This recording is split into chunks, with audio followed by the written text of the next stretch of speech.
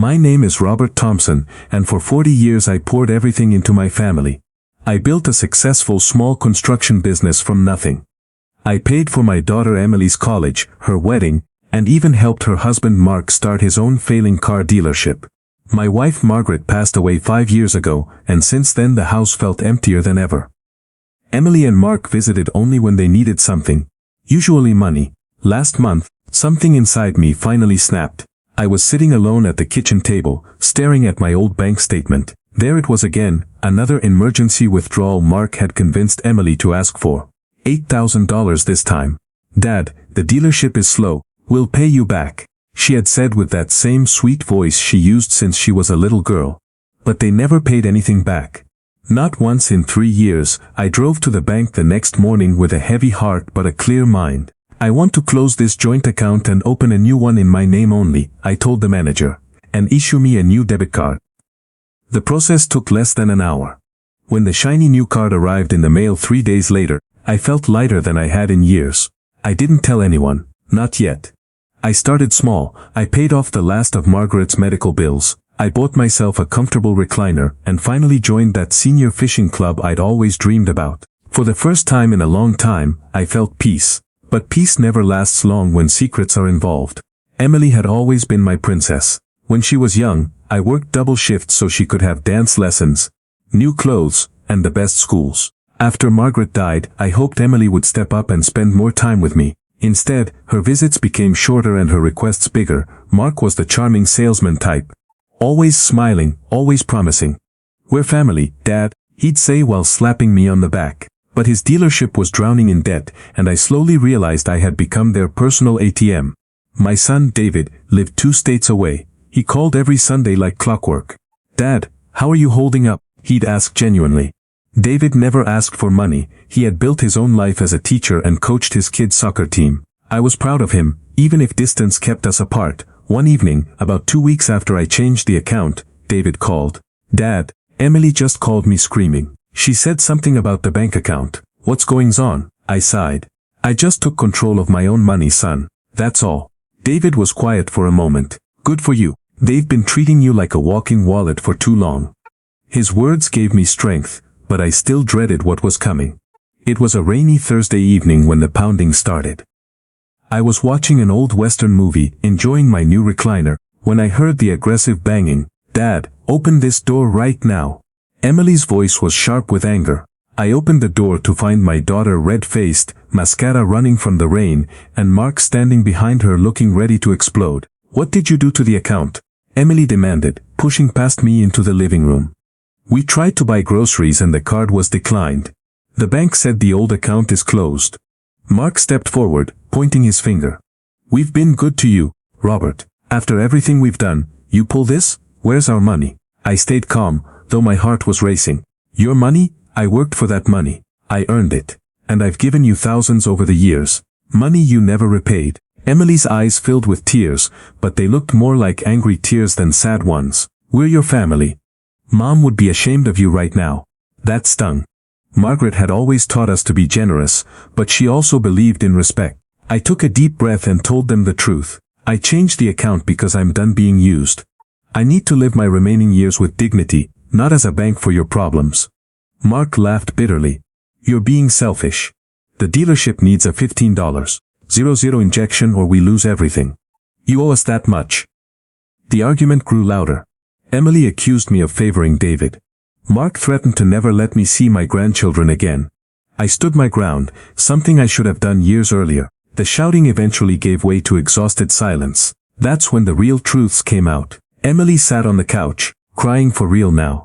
"Dad, we've been struggling so much. Mark's business is failing because of bad decisions. We thought when you pass, the house and savings would help us start over." I felt a deep sadness wash over me. "So you've been waiting for me to die?" Mark looked away, ashamed for the first time. I walked to my desk and pulled out a folder. Inside were copies of every transfer I had made to them in the last 5 years. Nearly $87,000 total. "This isn't help," I said quietly. "This is enabling. I loved you both enough to give, but you never learned to stand on your own feet." Emily stared at the numbers, her face pale. I didn't realize it was that much. Then came my own confession. I changed the account because I was scared. Scared that if I kept giving, I would end up alone and broke in my old age. Margaret and I dreamed of traveling after retirement. We never got to do that. I want to honor her memory by finally living a little. Tears streamed down Emily's face.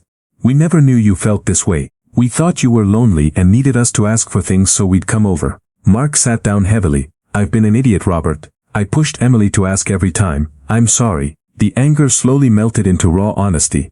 We talked for hours. About grief, pressure, and how money had poisoned our relationship. I learned Emily had been struggling with depression since her mother's death but hid it behind demands. Mark admitted his pride kept him from getting a regular job to stabilize the family. By midnight, the storm had passed. No one was screaming anymore. Instead, we sat together drinking tea like we used to when Emily was young.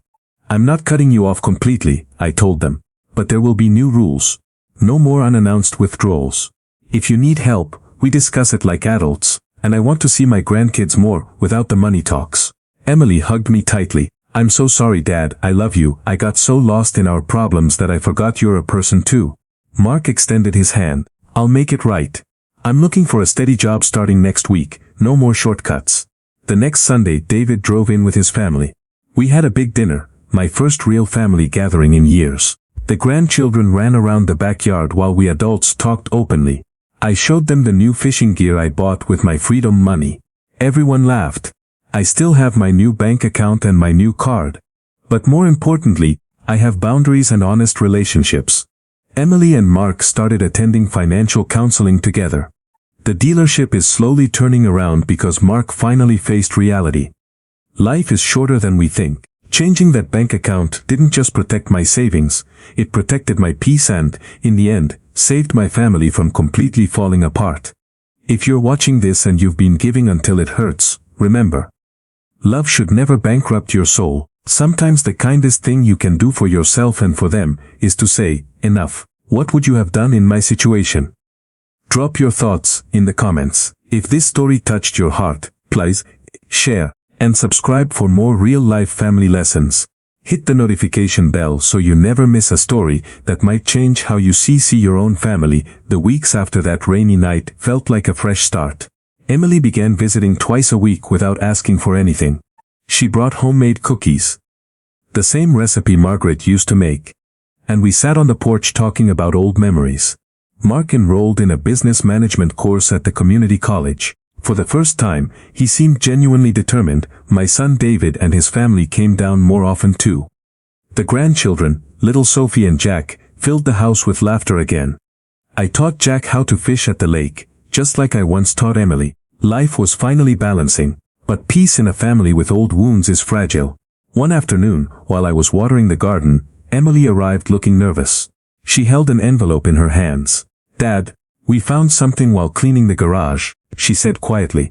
Inside was an old life insurance policy in my name, worth nearly $250,000, with Margaret listed as the original beneficiary. After her passing, it should have gone to me, but somehow the paperwork had been misplaced years ago. Mark stood behind her, looking guilty. We weren't snooping, it just fell out of an old box. But we started thinking about what this could mean for us. My stomach tightened. The old patterns were trying to creep back. That evening, we sat down as a family, me, Emily, Mark, and David on video call. I opened up completely. I knew about the policy, I admitted. I deliberately left it untouched. After Margaret died, the grief was so heavy that money felt meaningless. But I also saw how you two started relying on me more and more. I was afraid that if you knew about this, it would destroy whatever was left of our relationship. Emily's eyes widened in shock. You hid this from us? Dad, we could have used that money when the dealership almost went under last year. David's voice came through the speaker, calm but firm. Emily, listen to yourself. Dad doesn't owe us his entire future. Mark rubbed his face. I get it now. We made you feel like an ATM instead of a father. But we're trying to change. I got a part-time job at the auto parts store. It's not much, but it's honest. The conversation turned painful as more truths spilled out. Emily confessed she had secretly checked my bank statements years ago, using an old login I forgot to change. Mark admitted he had once forged my signature on a small loan document when things got desperate. Hearing it hurt deeply, but strangely, it also brought relief. No more secrets, I made my position clear. The insurance money stays where it is, for my retirement and for my grandchildren's education one day. Not for bailing out bad decisions. The real turning point came through little Sophie, my 7-year-old granddaughter. One weekend when she stayed over, she found my old photo albums. We spent hours looking at pictures of me and Margaret when we were young, building the business together. "Grandpa, why does Mommy and Daddy always look sad when they talk about money?" Sophie asked innocently. Her words hit me like a hammer. That night, I called Emily and Mark. "Your daughter is noticing things. Kids see everything. If we don't fix this properly, we'll lose them too." Mark surprised me. He suggested family counseling, all of us together. "I've been too proud to ask for help before," he said. "But I don't want my kids growing up thinking family only means asking for cash." We attended our first session the following week. The counselor helped us understand how grief, financial stress, and poor communication had created a toxic cycle. Emily broke down remembering how she felt pressure to be the successful daughter after college. I cried talking about how lonely I felt after losing Margaret. For the first time in years, we were healing instead of just surviving. With boundaries in place, I finally started living the life I postponed. I booked a fishing trip to the mountains with David and the grandkids. I joined a local seniors group and even went on a few group dinners. The new bank card felt like freedom every time I used it for myself. Emily and Mark's situation improved slowly but steadily. Mark's part-time job plus smarter business choices started turning the dealership around. They paid back a small portion of the old money. Not because I demanded it, but because they wanted to restore trust. One beautiful evening, Emily brought me a gift. A custom photo book filled with new family pictures. On the last page she wrote, "Thank you for teaching us that love isn't measured in dollars." I hugged her tightly. "And thank you for finally understanding that I'm still your father, not your safety net." David visited in person and we had a long father-son talk on the back porch. He told me how proud he was that I stood up for myself. "You showed all of us what real strength looks like, Dad." Looking back, changing that bank account was the hardest and best decision I ever made. It didn't destroy my family. It saved it. Money had become a wall between us. Removing the easy access forced us to build real relationships again. Today, we gather every month for Sunday dinner. No hidden agendas, just love, laughter, and honest conversations. The grandchildren are thriving, knowing their grandpa is there for hugs and stories, not just handouts. If there's one thing I want you to take from my story, it's this. It's never too late to set boundaries with the people you love. Family should lift you up, not drain you dry. Protect your peace, communicate openly, and remember that true wealth isn't in the bank. It's in the relationships you nurture. I'm Robert Thompson, and I'm finally living the retirement I earned. My daughter and son-in-law showed up furious that day. But they stayed because they finally saw me as their father again. Thank you for watching. If this story of family, money, and second chances resonated with you, please give it a thumbs up, share it with someone who needs to hear it, and subscribe for more heartfelt real-life stories. Comment below. Have you ever had to set tough boundaries with family? I read every single comment. God bless you and your loved ones. 6 months had passed since that life-changing rainy night. The family dinners were now a beautiful routine. Emily had taken a part-time job at a local school, and Mark's dealership was finally showing small profits. I was enjoying my retirement. Fishing trips, morning walks, and even starting a small vegetable garden in the backyard. Then came the phone call that tested everything we had rebuilt. "Dad, it's Emily. Mark's dealership just lost a major client. We're short on the mortgage this month, but we're not asking for money," she said quickly. "We just need advice." I smiled despite myself. This was progress. Instead of demands, they were asking for guidance. I invited them over that evening. We sat around the kitchen table with coffee and spreadsheets. Together, we reviewed their budget. I shared lessons from my own business days, how to cut unnecessary costs and negotiate with suppliers. Mark listened carefully. "Thank you, Robert. Really, no shortcuts this time." For the first time, I felt like a respected father instead of a wallet. The following weekend, my son David brought surprising news during his visit. While helping me sort through old boxes in the attic, we found Margaret's hidden journal. Reading it together as a family brought both tears and laughter. Margaret had written about her worries. How she feared Emily and Mark's growing dependence on us would hurt everyone in the long run. She had even suggested I change the bank accounts years earlier, but I was too soft-hearted back then. Emily read the pages with trembling hands. Mom knew. She was trying to protect you, Dad. This discovery healed something deep inside all of us. Mark opened up about his own troubled childhood. His father had been unreliable with money, teaching him bad habits. The counseling session started making even more sense.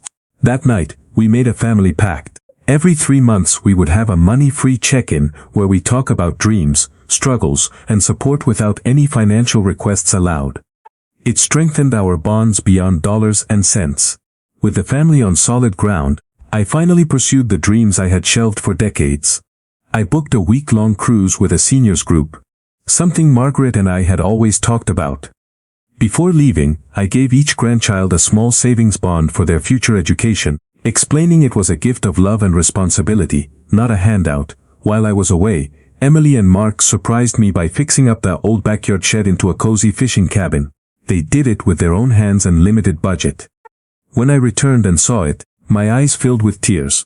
"You did this for me?" I asked, voice thick with emotion. Emily hugged me. "You gave us the greatest gift, your honesty. This is our way of saying thank you." Mark grinned. "And the dealership is in the black this quarter. We're paying down debt the right way." Watching my family grow stronger filled me with a joy I hadn't felt since Margaret was alive. The changes in our family started affecting others too. Emily began volunteering at a community center, teaching young couples about healthy financial boundaries in marriage. Mark mentored a struggling new business owner, sharing the hard lessons he had learned. At our next family dinner, little Sophie proudly announced she had started a lemonade stand to save for a new bicycle. Just like Grandpa taught us, work for what you want. Her innocent words made everyone cheer. David's family joined more often, and even distant relatives heard about Grandpa Robert's bank account story and reached out to reconnect. I realized then that standing up for myself hadn't just saved my family. It created a ripple effect of better habits and stronger relationships. One evening, Emily sat with me on the porch. "Dad, I was so angry that day we showed up furious, but now I thank God you changed that account. It woke us up." I squeezed her hand. "We all woke up, sweetheart, that's what matters." Today at 69 years old, I wake up every morning grateful. My new bank account is secure, my new card is used for the life I deserve, and my family is closer than ever. The furious confrontation that started it all became the beginning of our family's redemption story. Life taught me that money can destroy relationships when it becomes the center, but real love rebuilds them when truth leads the way. I still miss Margaret every single day, but I honor her by living fully and loving wisely. To anyone watching who feels trapped in similar family patterns, you have the power to change things. Start small, speak honestly, and set those boundaries with love. It might cause temporary anger, but it can lead to lifelong healing. Thank you for following my full story across all these chapters. From the quiet decision at the bank to the beautiful family we have today. This journey changed everything. If this story inspired you, please like, comment your own experiences, and share it with family members who need to hear it. Subscribe and turn on notifications for more emotional, true-to-life stories that matter. Remember, your peace of mind is priceless. Protect it. God bless you all.